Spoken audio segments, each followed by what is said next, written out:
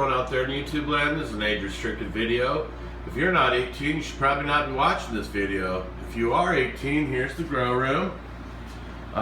Basically, what we've done is we've got all the construction is done. All the framing, all the sheeting. We've got some sheeting to do once we get some insulation up, but not much. Basically, I'm going to do a rundown of the electrical here and give you an idea of what we've done. We've come out of the main panel here and brought our line over, dropped her down in, and then we've got everything organized here on our breaker system. So we've got everything labeled, so when we throw the panel up and throw up the labeling, we know what we're dealing with. This is our gray box timer that's going to be controlling the veg room. Light cycles. This is the air conditioning unit here. I've got outlets for can fans. I have outlets for an exhaust fan and another outlet for Zephyr control to control the temperature, or Mercury 3 by Titan Controls. It's a day and night thermostat that's very accurate and works really well at keeping your room dialed in. I'll show you more of that once we get those installed. And then we've got our outlets up here for our T5s that'll be hanging. And then we just got our outlets here off the desk that we're using for cloner buckets, stereo, all that kind of stuff. And now in here we have an air conditioner thrown in that is 12,000 BTUs of air conditioning and 10,000 BTUs of heat. We had to use a contactor to break, or to get, this is going to be a little hard to explain.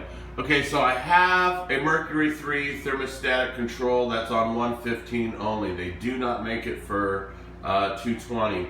So what we had to do is we put this contactor in, and this black cord leads over to the 115 where the Mercury thermostat will be plugged in.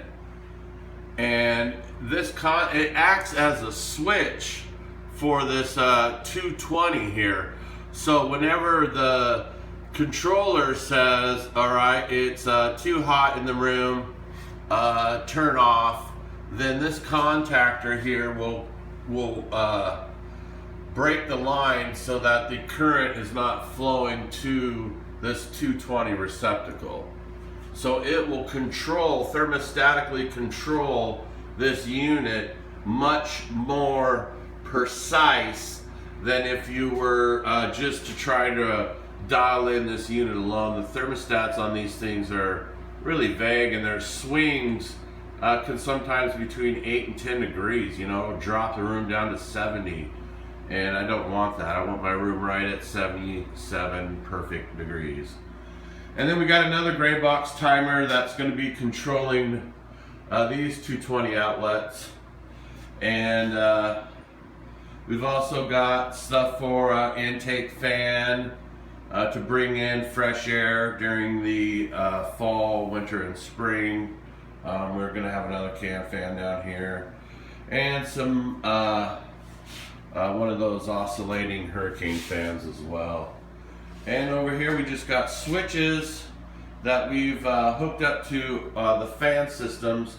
So once things are up and running, I can just operate the fans by switch. I've got another 220 plug here for this side of the room. It's still controlled by the gray box, but we just put the outlet over here.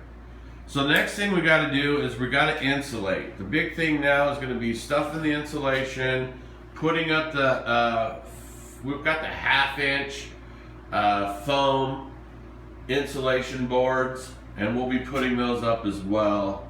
We'll hopefully get to that today. But this is a wrap up of the electrical and all of the construction.